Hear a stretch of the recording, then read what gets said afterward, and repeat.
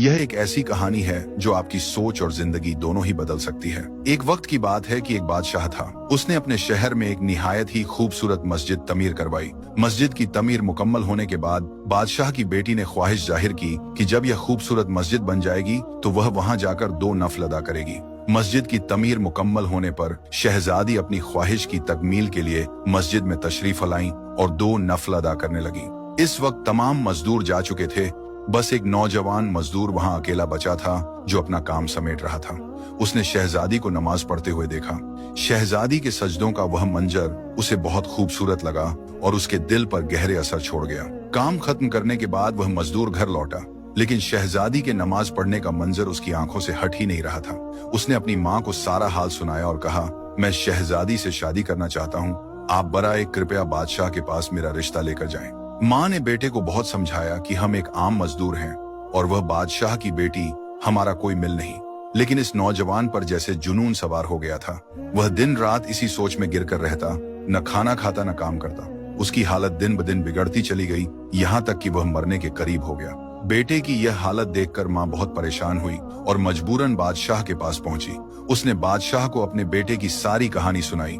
बादशाह ने बड़े तहम्मुल से उसकी बात सुनी और कहा, अगर आपका बेटा 40 रातें मस्जिद में तमाम लोगों के जाने के बाद कयाम करे तो मैं उसकी शादी अपनी बेटी से कर दूंगा। बादशाह ने यह भी कहा कि उसकी निगरानी की जाए और अगर वह एक रात भी न आया तो यह रिश्ता नहीं हो पाएगा। माँ ने घर आकर बेटे को बादशाह की शर्त बताई। वह नौजवान फौरन तैयार हो गया। हर रात जब सब नमाजी चले जाते, वह मस्जिद में कयाम के लिए जाता, अल्लाह के हजूर सजदे करता, दुआएं मांगता और अपनी इबादत में खो जाता। 1 2 3 करते करते 40 रातें गुजर गईं, लेकिन नौजवान बादशाह के पास नहीं गया, बल्कि वह कई और रातें भी मस्जिद में ही बिताता रहा। जब काफी दिन गुजर गए और वह नौजवान बादशाह के पास नहीं आया तो बादशाह ने उसे अपने महल में बुलाया। बादशाह ने उससे पूछा, क्या तुमने मेरी शर्त पूरी की? नौजवान मजदूर ने कहा, जी हजूर, मैंने आपकी शर्त पूरी की है। बादशाह ने खुश होकर कहा, मैं तुमसे बहुत खुश हूँ। मैं तुम्हारी शादी अपनी बेटी से करवाने के लिए तैयार हूँ। लेकिन यह सुनकर वह मजदूर मुस्कुराया और बोला, बादशाह सलामत, मैं अब इस रिश्ते के लिए तैयार नहीं। बादशाह हैरान होकर बोला, क्या मतलब? तुम तो उसके बिना जिंदा नहीं रह सकते थे?